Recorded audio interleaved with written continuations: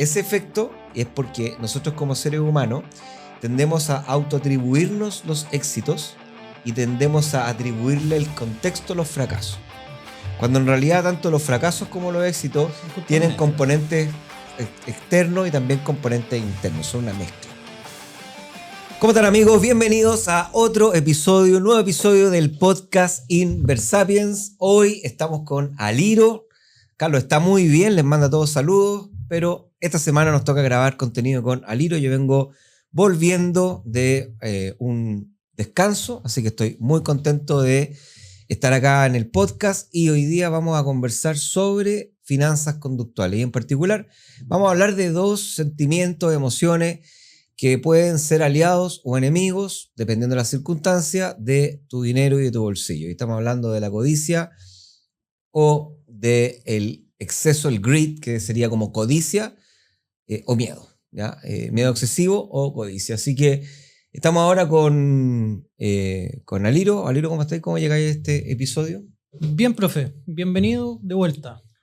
Gracias. Genial. ¿Cómo todo el viaje? Bien. Para la gente que estuvo preguntando. Ah, estuve preguntando. Por supuesto. Ya. No, bien contento. Estuvimos varios días con la familia, paseando por varios lados y sobre todo, más que el lugar, yo creo que el lugar es una buena excusa como para cortar la rutina. Entonces, no sé por qué, pero es un tema muy mental, porque podríamos hacer exactamente lo mismo en la casa en Santiago. Pero como que el cerebro no funciona, ¿ya? Sí, es cierto. Entonces, el hecho de estar afuera hace como que estás en modo conocer, compartir, disfrutar, hacer cosas y bueno, y cuesta mucho, o a mí me costó mucho tomar el computador, obviamente que para algunas cosas en específico lo tuve que hacer, así que ahí agradezco que hayan con Carlos seguido dándole continuidad, así que al podcast. Así que súper. ¿La vuelta todo bien? ¿La energía a tope? Sí, bien, contento. Qué bueno. No, estoy feliz, así que súper bien. Sí. Hoy día vamos a hablar entonces, profe, de algo que al menos a mí me apasiona, sé que a los dos nos apasiona, que es el tema de las finanzas conductuales.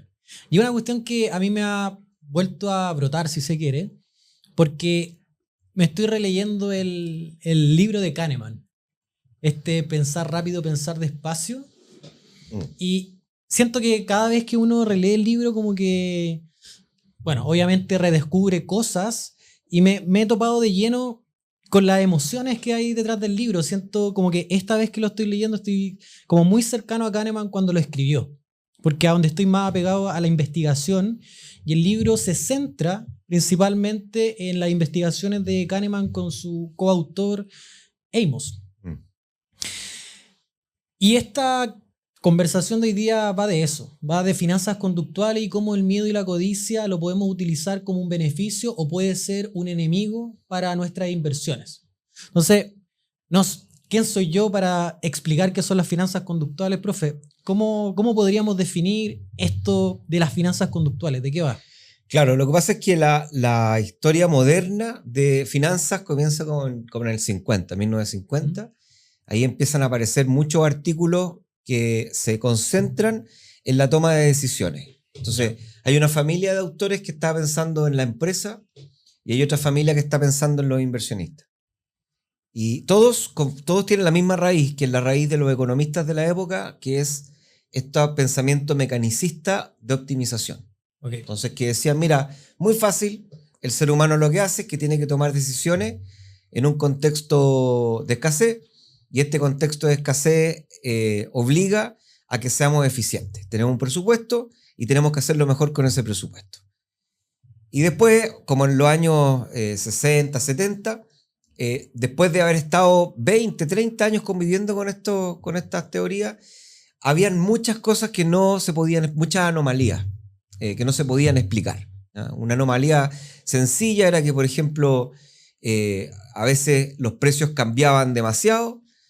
En la primera, los precios cambiaban demasiado de las acciones y no había información suficiente como para poder explicar ese cambio relevante o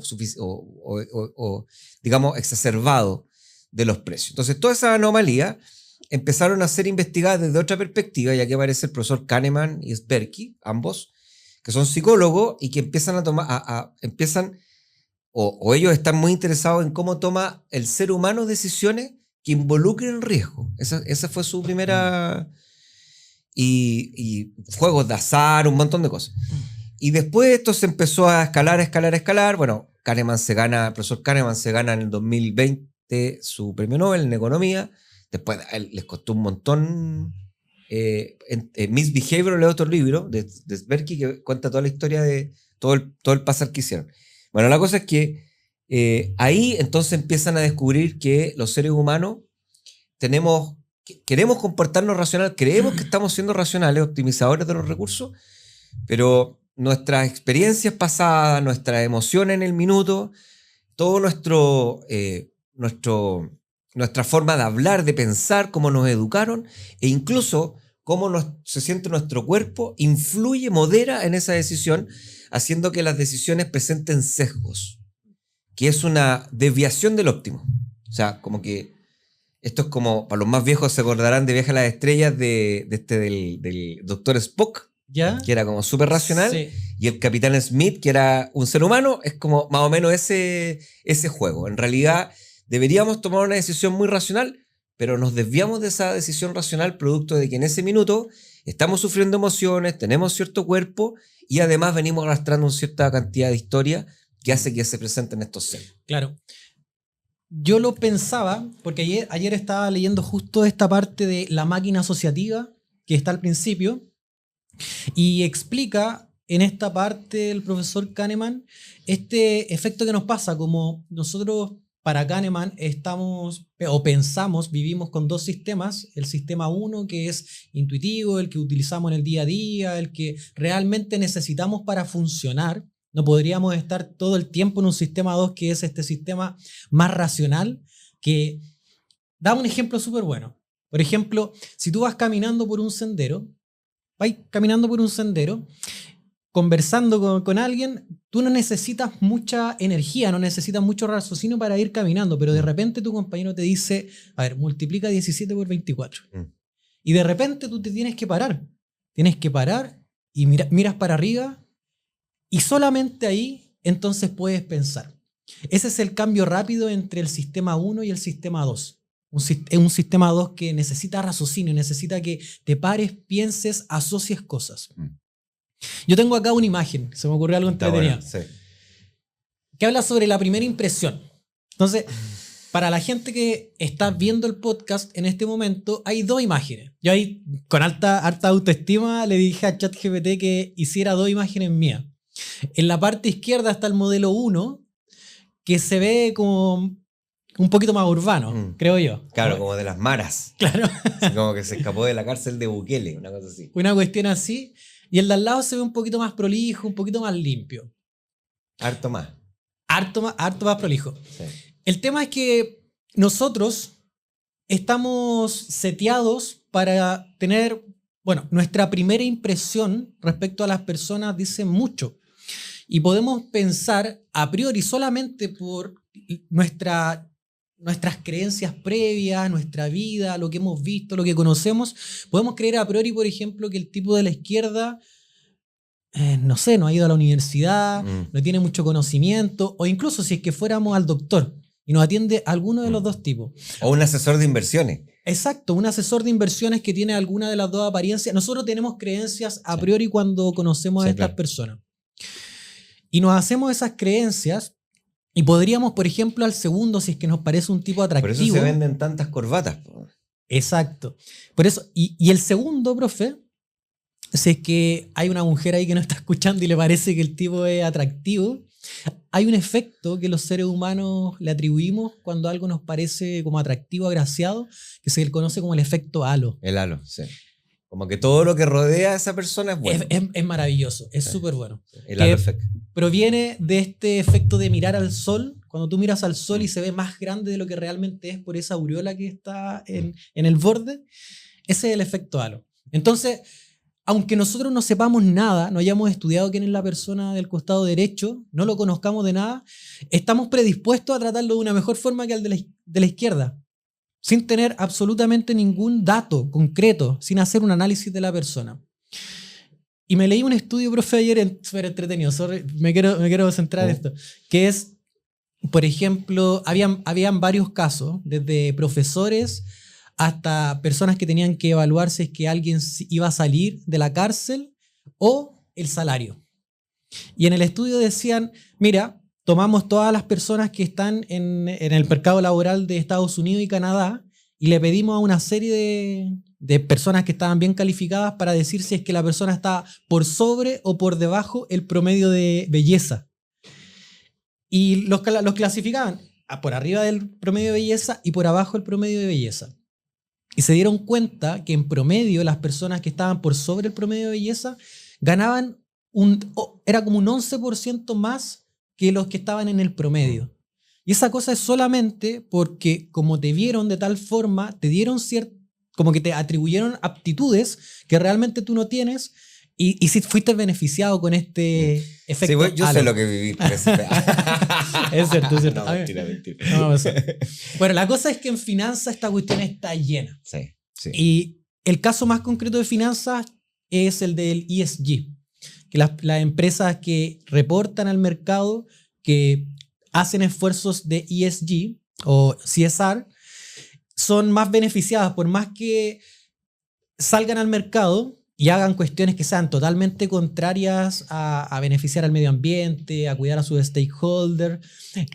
Los inversionistas tendemos a seguir beneficiándola, a seguir comprándola y los precios reflejan crecimientos que el activo, el instrumento, no respalda en sus hechos. Sí, varias cosas. Devolviéndome brevemente, no demasiado, esto se conoce en varios aspectos de la filosofía. Varias escuelas de filosofía hablan de esta capacidad que tiene el ser humano de ser un animal interpretativo. O sea, es decir, tomamos un montón de información que está desordenada y nosotros lo que hacemos es que la ordenamos a la conveniencia. Obviamente que esto viene programado de miles de años de evolución y esta capacidad está diseñada para protegernos de los animales peligrosos, para quedarnos en los lugares donde había suficiente comida, para poder protegernos del clima, digamos, del frío, de la lluvia, etc. Y todo estaba hecho para satisfacer la necesidad de reproducirnos. O sea, todo tiene que ver con eso. Ahora lo que pasa es que estamos viendo un mundo moderno y este mundo moderno es curioso porque tiene mucha información y mucha más información de lo que tenía una persona en los años 50, incluso lo que tenía una persona, yo por ejemplo el año 2000, cuando entré a la universidad, soy así de viejo, el año 2000 entré a la universidad, primer año de universidad. No habían computadores, habían, pero no...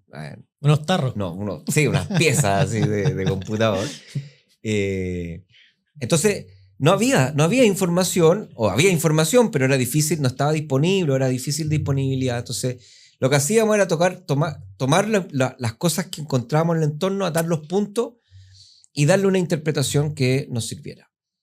El tema está, y aquí está la clave que dice Aliro, es que la manera, ¿por qué decimos que somos seres interpretativos? Porque la realidad no existe. No hay una única realidad. Suena súper súper chamanístico, pero no es así. Sino la Matrix. La Matrix. La realidad no existe, sino que existe una realidad por cada persona que interpreta la realidad. Por ejemplo, ahora somos los dos en una pieza que estamos grabando el podcast y no hay una realidad, sino que hay dos realidades. Es lo que el Aliro está interpretando lo que está pasando y lo que yo estoy interpretando lo que está pasando. Obviamente que hay puntos en común porque tenemos carreras afines, conocimientos afines, pero también hay cosas que tenemos muy distintas, que son historias de vida, emocionalidades, cuerpo, etc. Entonces, todo eso hace que existan ciertos puntos comunes de esa realidad y ciertos puntos diferentes de esa realidad. Así que lo que dice este efecto halo, que es coronado por esta como halo de los ángeles, ¿cierto? Sí. Que by the way, fíjate, yo me leí un libro que hablaban de que este halo es el símbolo religioso más popular de la historia de la humanidad. No es la cruz, ni es el halo. Okay. Están los hindúes, los cristianos, los católicos, todos tienen estas figuras de halo que muestran como esta divinidad. Y lo que hace es que finalmente es decir, mira, lo que pasa es que el ser humano, y aquí es donde entra las finanzas conductuales, que en realidad no son finanzas conductuales, es economía conductual. Que el profesor Kahneman con el profesor Tversky y varios más comprueban que el cerebro funciona siempre ahorrando energía. se conoce como la hipótesis del mínimo esfuerzo. Es decir, siempre nosotros vamos a tratar de buscar el camino más corto. Entonces, y aquí es donde está el tema clave, pese a que la decisión tenga consecuencias suficientemente grandes para nosotros, aún así estamos programados para poder tomar decisiones en piloto automático. ¿Cómo lo hacemos? Una de las herramientas es tomar algo de información y construir la realidad que queremos y la que nos conviene, la que nos gusta. Claro. Y ahí es donde empezamos a hacer estos procesos asociativos.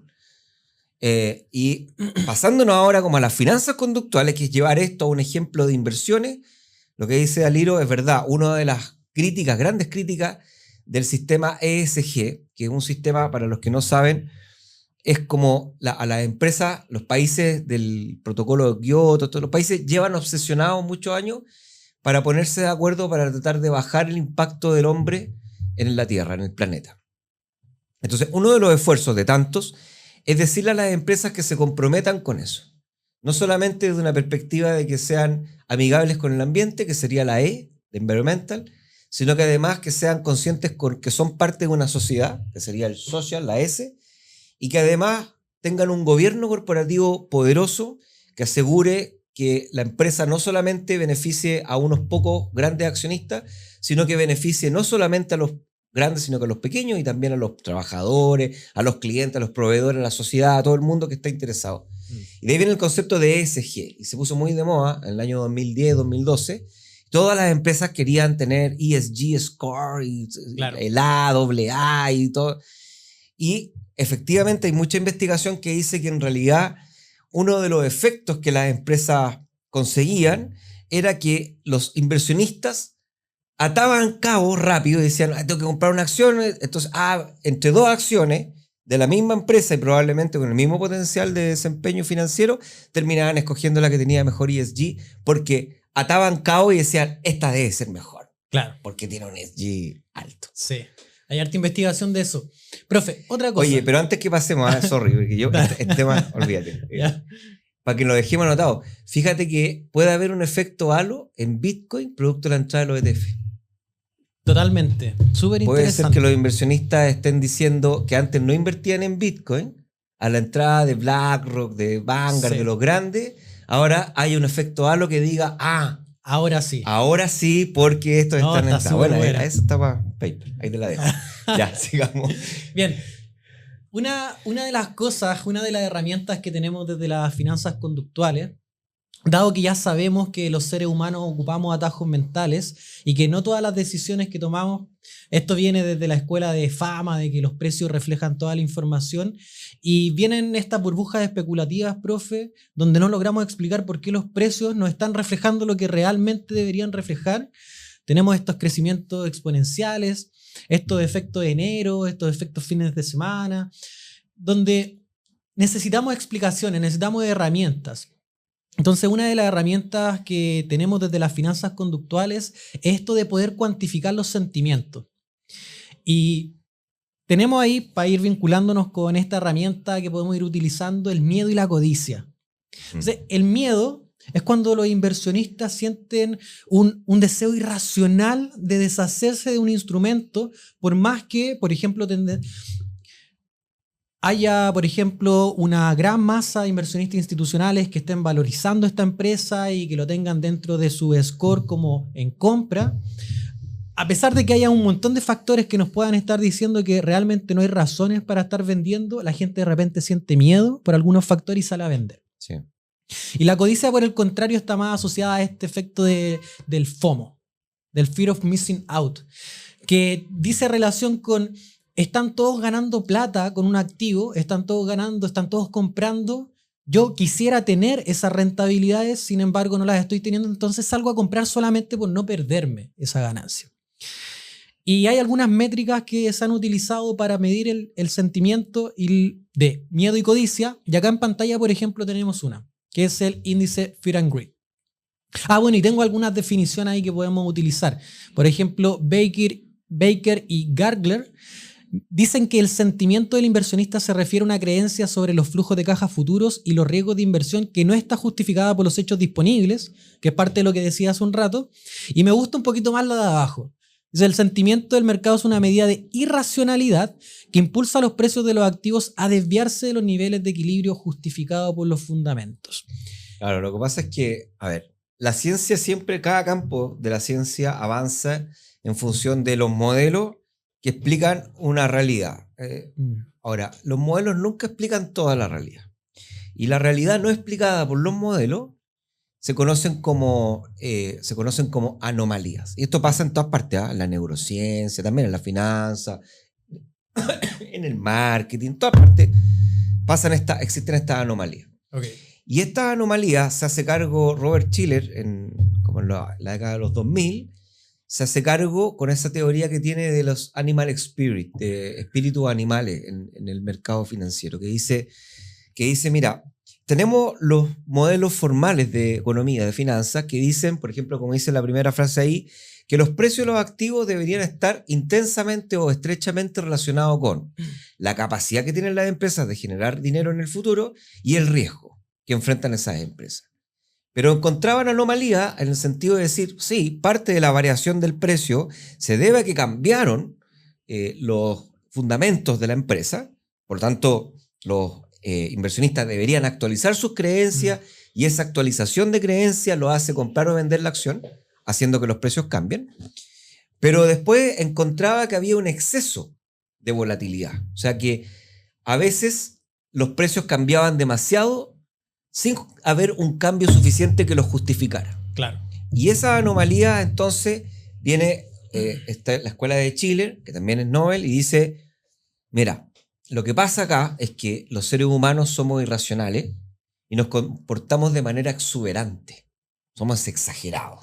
Entonces, si es que los mercados están cayendo, esta caída de mercado está haciendo que todos los inversionistas estén viendo sus portafolios y estén viendo que están perdiendo dinero. Esta sensación de estar perdiendo dinero los predispone emocionalmente más pegados al miedo. ¿Por qué? Porque tienen miedo a perder el dinero, porque se imaginan, se ponen ansiosos, se estresan, se imaginan un montón de cosas malas que pueden pasar en el futuro, que todavía no han ocurrido, pero se las imaginan. Es una pequeña noticia negativa, se amplifica con esa emoción, que es exactamente lo mismo que estábamos hablando al principio del episodio. Sí. Si tú estás triste o estás enojado y de repente alguien, por ejemplo, en la mesa de tu casa, sin querer, bota el salero, Te volví loco. Explotáis. Sí. Si, ¿cómo no te fijaste que el salero, cuestión? Versus, si es que estáis en una fiesta con tu amigo o con tu familia, estáis contentos, estáis tranquilos y alguien bota el mismo salero, ¿cuál es tu reacción? No. Ya no importa, da lo mismo, hasta te podías hasta reír. Claro. De esa situación. Entonces, lo que pasa es que la forma de interpretar que tenemos está condicionada a la emoción que estamos teniendo. Entonces, cuando los mercados caen, hay una emoción que se huele en el ambiente, que es lo que dice este indicador, que hay una emoción. Este indicador como que mide la emoción común que hay en el ambiente. Y por lo tanto, cuando los mercados están en esa emoción, están más predispuestos a sobrereaccionar frente a noticias buenas y malas. Si es que es mala noticia, los mercados caen mucho más fuerte, y si es buena noticia, los mercados también sobrereaccionan. Y por eso se ve a veces cuando hay demasiado miedo, que hay días de mucha recuperación, y después vienen días malos seguidos, porque los mercados se dan cuenta que sobrereaccionaron a esa buena noticia que no era tan así y vuelven otra vez a caer. Claro. Oye, profe, acá tenemos una papita para la gente que nos está escuchando, y es que nosotros tenemos nuestro aporte en esta área.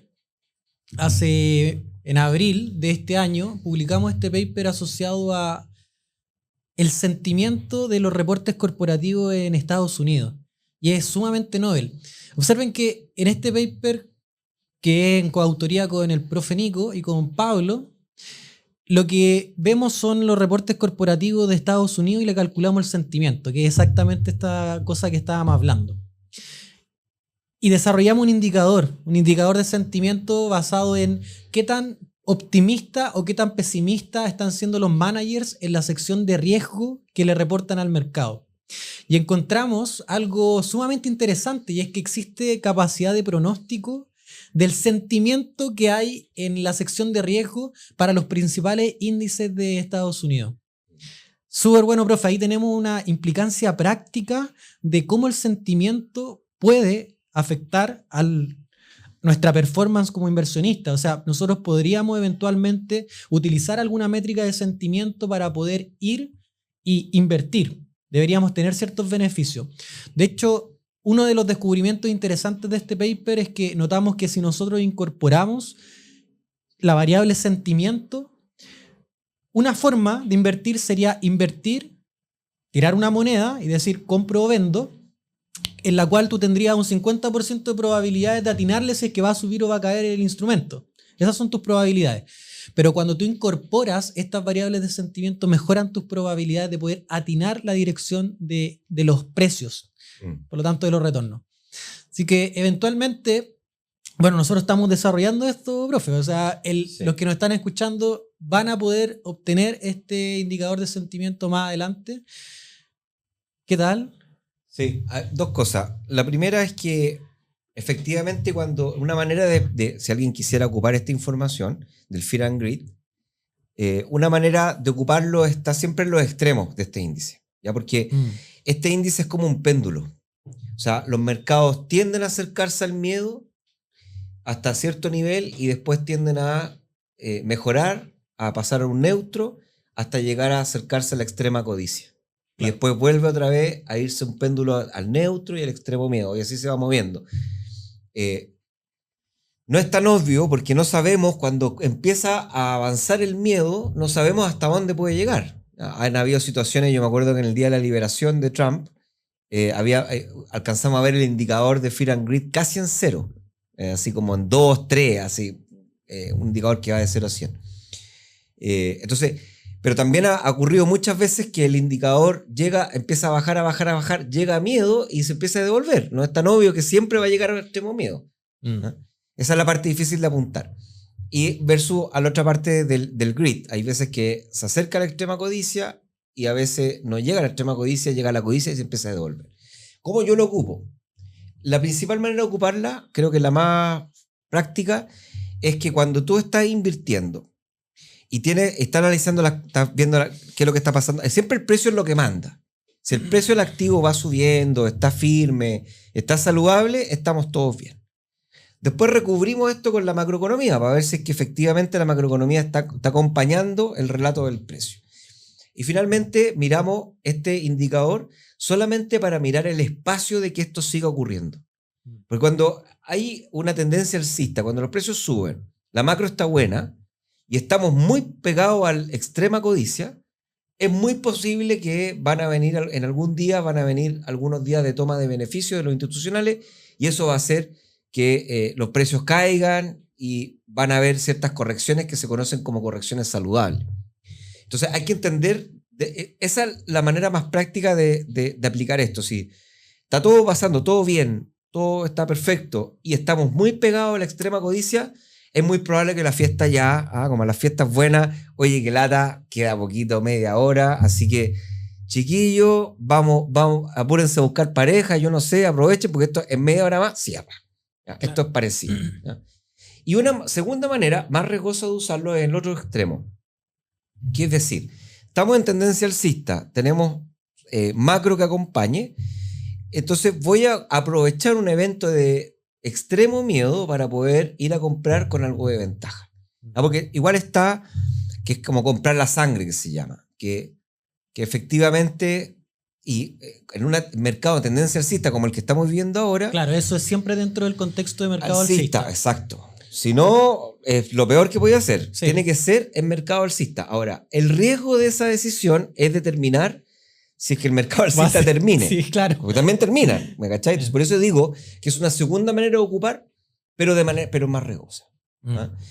Nunca hay que ocuparlo cuando el indicador está neutro, está moviéndose al medio, no sirve para nada. Se puede mover para cualquier lado. Entonces, por eso nosotros lo que hicimos en el paper que publicamos con el profesor Pablo Enrique, de la Universidad también de la Diego Portales,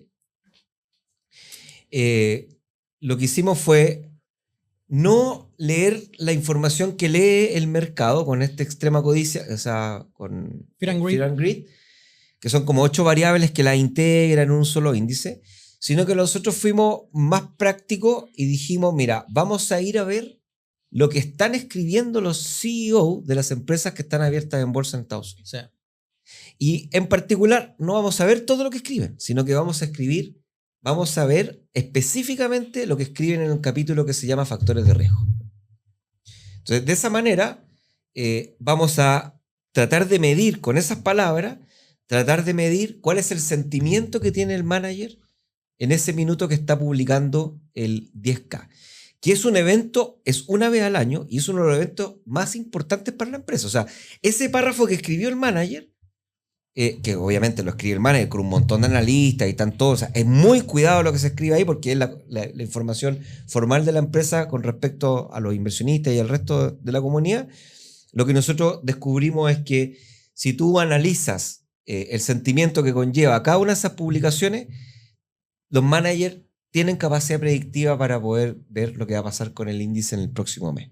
Es decir, cada vez que se ponen extremadamente, o sea, no extremadamente, pero cada vez que son un poquito más optimistas, tiende a haber un mayor retorno en el índice en el siguiente mes. Y cuando son algo de pesimista, tiende el próximo mes a ver. Así que está cool, está bueno. Súper interesante. Me quiero ir a otro campo. Herding. El herding. La agricultura. La agricultura, sí. ¿Un asadito? Sí. Ya. Miren, hay otro efecto que sufrimos típicamente en los mercados financieros que es este efecto herding. Ahí la pregunta es, ¿eres uno más de la manada? Y es este efecto cardumen de seguir a la masa, que se ha estudiado harto también, profe. También me leía otro artículo hace poco que decía lo siguiente. Decía, los analistas, estos analistas que son encargados de decirle al mercado cuáles son las expectativas, por ejemplo, de una empresa, suelen estar viendo lo que publica el analista de al lado. Entonces empiezan a mirarse de reojo y empiezan a copiarse un poco. Entonces siempre están bien cercanas las predicciones de los analistas. Esa es una cosa. Y otra cosa es que se autocopian. O sea, dependiendo de lo que dijeron la última vez, no quieren quedar con el tejo pasado. Entonces, mientras más joven es el analista, mientras menos experimentado es el analista, más cercano es su pronóstico, su siguiente pronóstico respecto a lo que dijo antes. ¿Qué es lo que termina ocurriendo? Es que finalmente todos los analistas terminan pronosticando prácticamente lo mismo. Entonces hay un consenso en el mercado respecto a cuál debería ser el dato, por ejemplo, de ganancias que reporte una empresa. Y dado que ninguno, por ejemplo, se mojó el potito con un dato, después tenemos el dato real y hay sorpresa. Y ahí es cuando, por ejemplo, todos los analistas pronosticaban una ganancia de un 1% por acción y finalmente había pérdida. Y los precios corrigen rápidamente. Y nuevamente corrigen con miedo. ¿Por qué? Porque estábamos todos invirtiendo bajo cierta expectativa, todos invirtiendo en base a la opinión de todos estos analistas y finalmente las cuestiones caen. Sí. Aquí hay un cerro, ¿ya? Sí. Esto lo descubrieron los economistas conductuales haciendo experimentos con los seres humanos. Hay uno muy divertido que anda en internet, que es el experimento del ascensor, que mostraban que el ascensor lleno de personas, entonces las personas se ponían de acuerdo y se paraban todas mirando para un lugar en el ascensor. Entonces la persona que subía terminaba parándose al mismo lugar que todos miraban.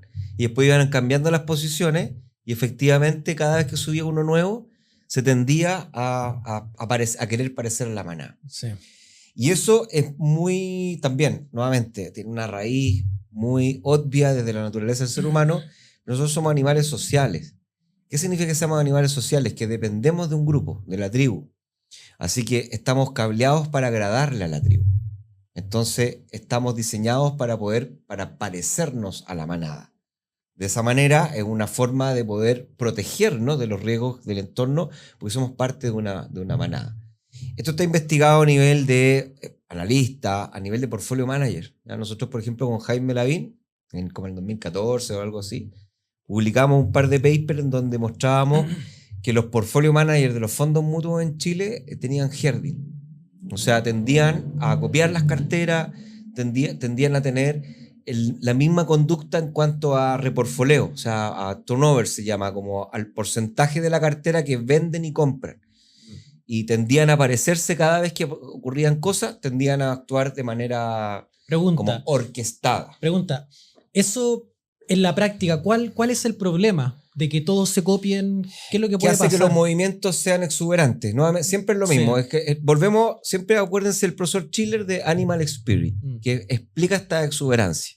Entonces, un pequeño cambio en la información del contexto debería generar una pequeña consecuencia en los precios, porque debería generar un pequeño cambio en tu decisión de inversión. Entonces, cambia un poco la información del contexto, tú ajustas tus decisiones de inversión coherente con ese cambio y por tanto los precios cambian coherente con ese cambio. Ese es el mecanismo.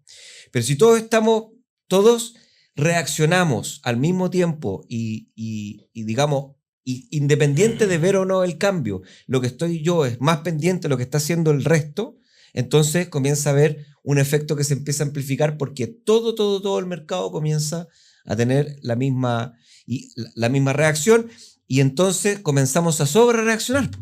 Porque decimos, oye, todos están vendiendo. Claro.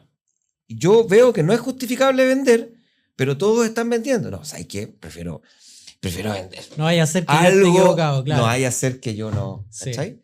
Entonces eso hace que todo sea mucho más exuberante. Oye, nosotros tenemos trabajo en el área también. Hace poquito publicamos este paper, profe. Se llama The Moby Dick Effect, que trata sobre las ballenas de Bitcoin. Para la gente que nos está escuchando, bueno, el mercado de criptoactivos surge el año 2008 y hay distintos agentes que invierten dentro del mercado. Los más típicos somos nosotros, los inversionistas retail, que, bueno, somos poseedores bastante discretos de Bitcoin. No tenemos tanto Bitcoin. Después están los inversionistas institucionales, que son estos inversionistas que se compran el ETF, grandes empresas y corporaciones, los BlackRock. Y después están estos llamados... Están los sangüesas. Los sangüesas. Después están estas ballenas. Están estas ballenas.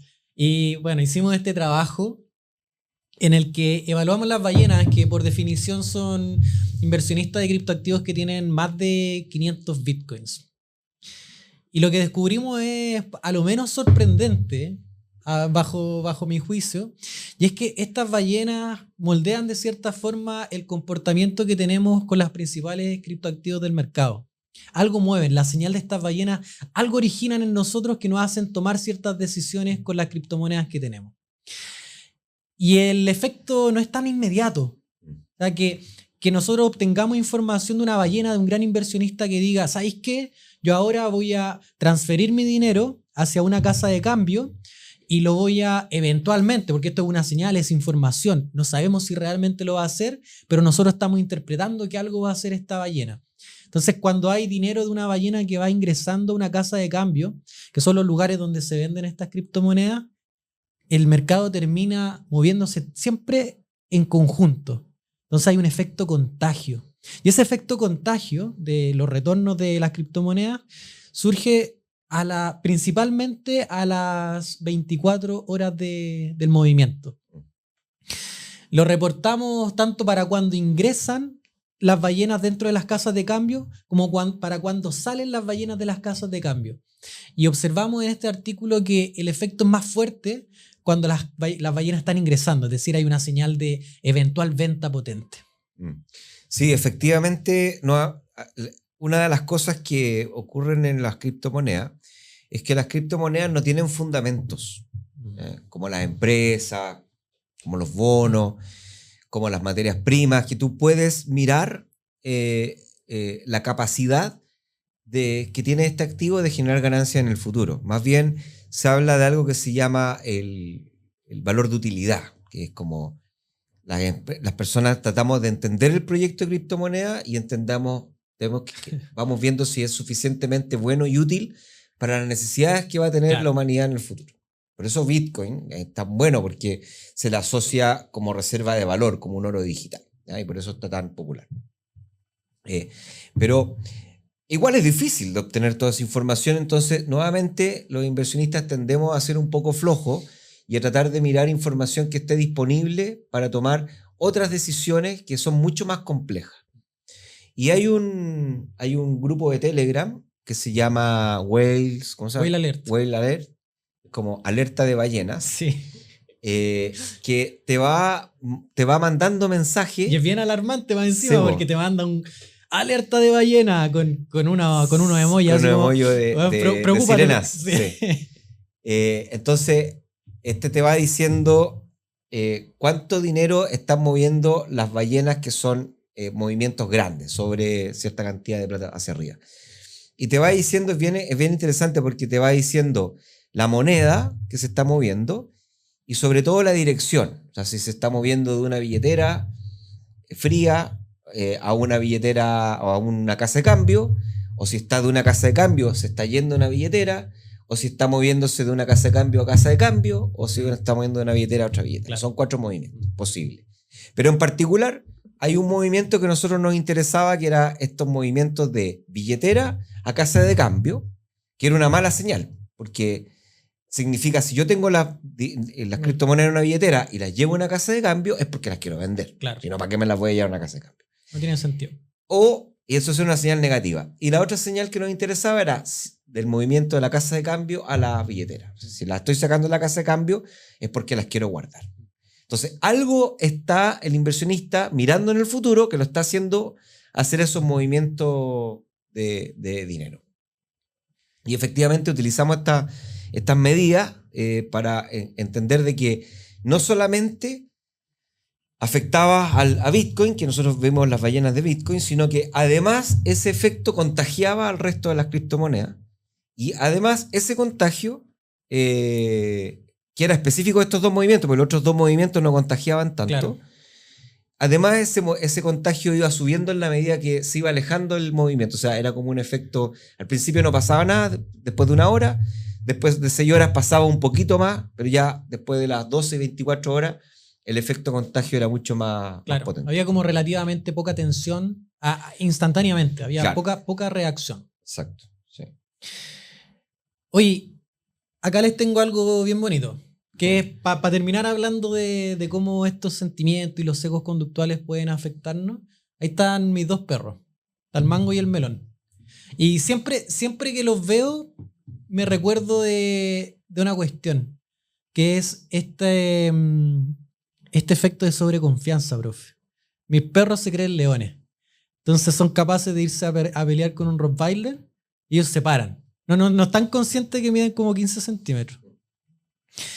Y esto es súper típico en nosotros como inversionistas, esta sobreconfianza, que normalmente yo lo veo más en los traders, estas personas que tratan de estar todo el día atentos a las señales del mercado, cuando están como bien animados, están confiados en sí mismos y han tenido una serie de buenos resultados, empiezan a sobreoperar. Y esta sobreoperación, lo que ha demostrado al menos en la práctica, es que termina teniendo peores resultados, como que empezáis a operar, operas, y te va peor respecto a no haber hecho nada, haber comprado y mantenido. Sí. Hay harta investigación sobre esto. De hecho, acá tengo un artículo que lo demuestra. Este es un paper que dice, se hizo el 2011, los profesores Trinujoro, Triujurojo. Es como esto, es como de Hunter X. Claro. Una hormiga. Claro, el Kuroro. El Kuroro y el Sember. Y bueno, muestran básicamente lo que estaba diciendo. Estos traders que son hiper mega sobreconfiados y operan más y con más volumen, lo cual es tremendamente peligroso. Por ejemplo, ahí se está viendo en la tabla que el TFT es el total, la frecuencia total de trades que hacen, y ahí están los descriptivos. En promedio operan casi 11 veces, hace 11 trades al día los traders sobreconfiados.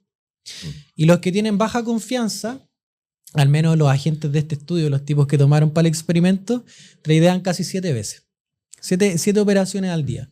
Los más sobreconfiados tienen retorno. El que peor le fue, el más malo, se perdió un 21.65%. Es terrible.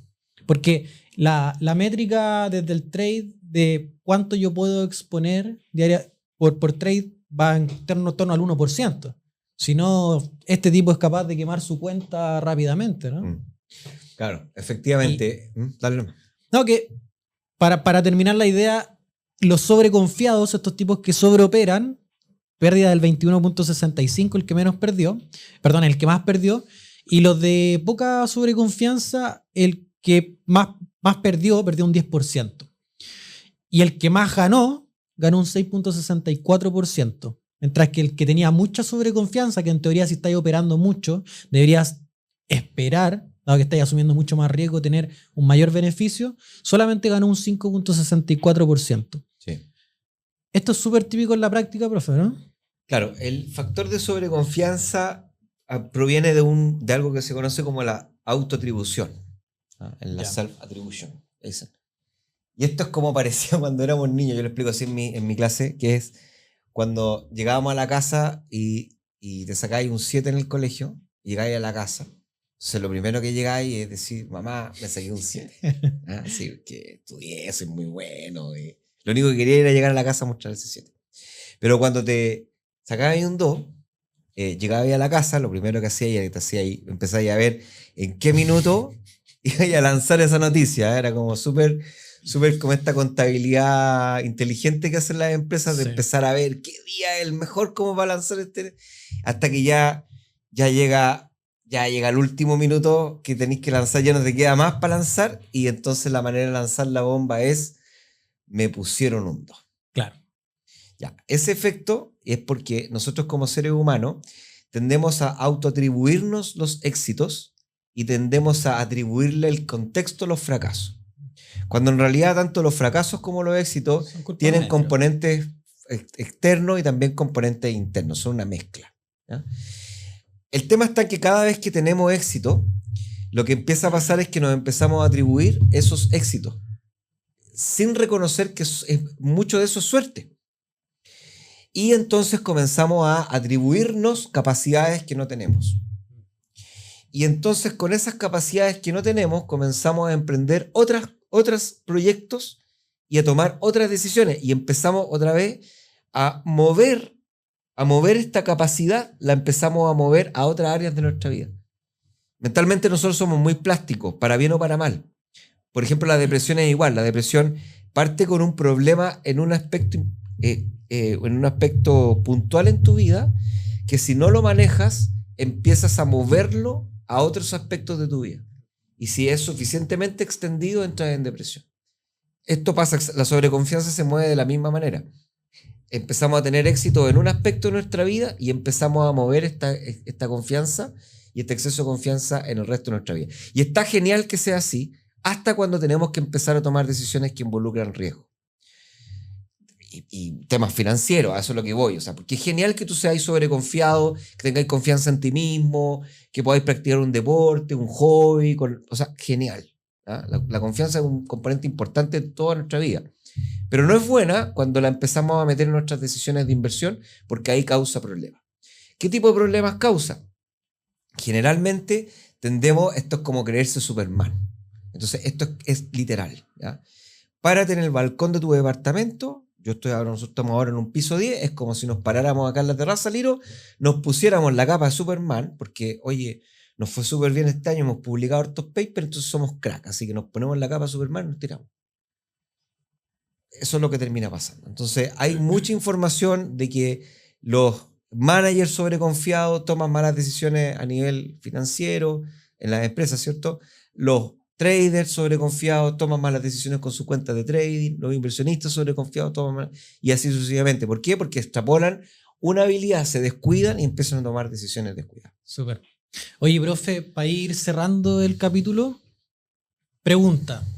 Dado que ahora conocemos que, bueno, somos susceptibles a todos estos sesgos conductuales, somos sobreconfiados, tendemos a seguir al resto y los otros efectos que hemos conversado, ¿cómo podemos mejorar como inversionistas? ¿Cómo podemos utilizar esto y ser mejores? Cuidar nuestro dinero, ganar más y tener una mejor performance finalmente para vivir la vida que queremos vivir con nuestras inversiones.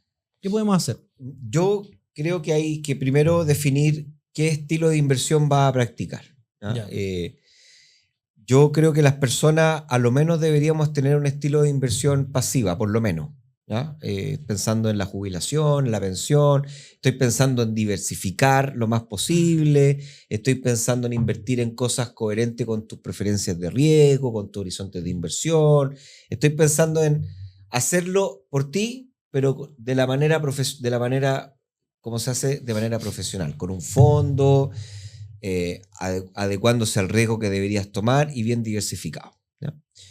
Ahora, otra oportunidad de inversión, que no es necesariamente para todas las personas, pero capaz que sí, yo igual lo practico, que es esta inversión más activa, que nosotros le decimos swing trading o trading, que tiene que ver con mantener a tomar ciertas oportunidades de corto plazo y aplicar cierta metodología para poder extraer oportunidades que aparecen en el corto plazo.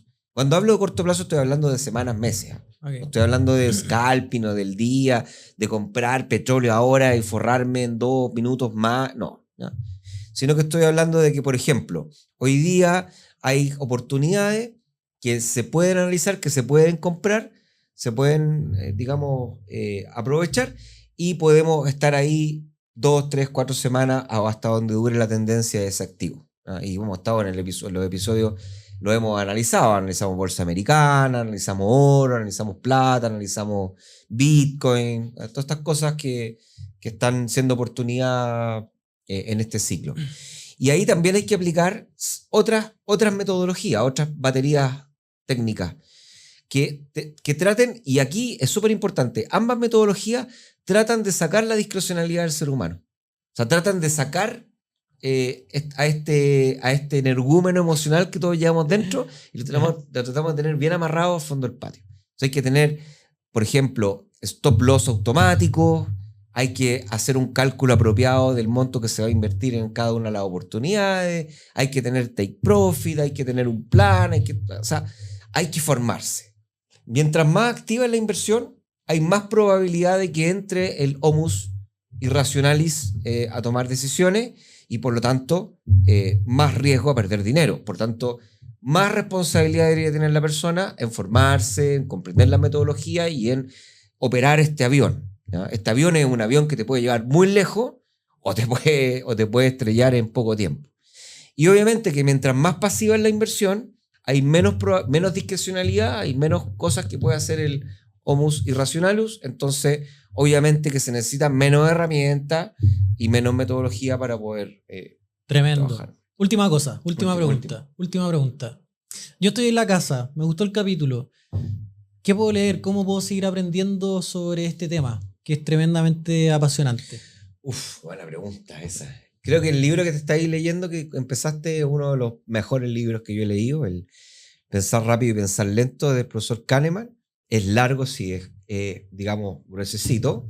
Y no es tan rápido de leer, tampoco es muy denso, pero ahí tiene sus cositas. Creo que el libro Misbehavior, o como en Mala Conducta, creo que se llama en español, del profesor Tversky, creo que también es otro libro interesante y ese es más nuevo.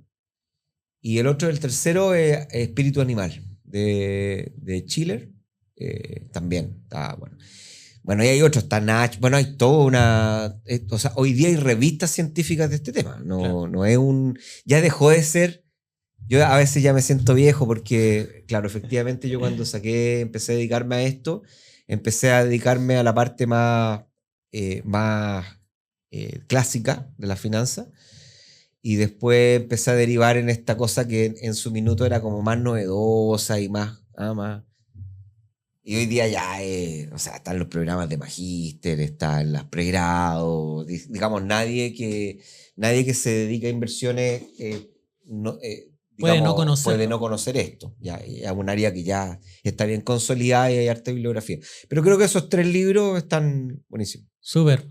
Bueno, ahí está la recomendación entonces para la gente en su casa. Tremendo capítulo, profe. Bueno, aprendí un montón. Buenísimo. Así que les vaya bien, trate de ser lo más racional que pueda. No se sienta mal si es irracional porque es normal que sea así. Trate de educarse lo más que pueda. Respeta para que lo respeten. Y nos vemos la próxima semana en otro episodio más de este episodio de tu podcast de inversiones llamado Inversar Bien. Chao.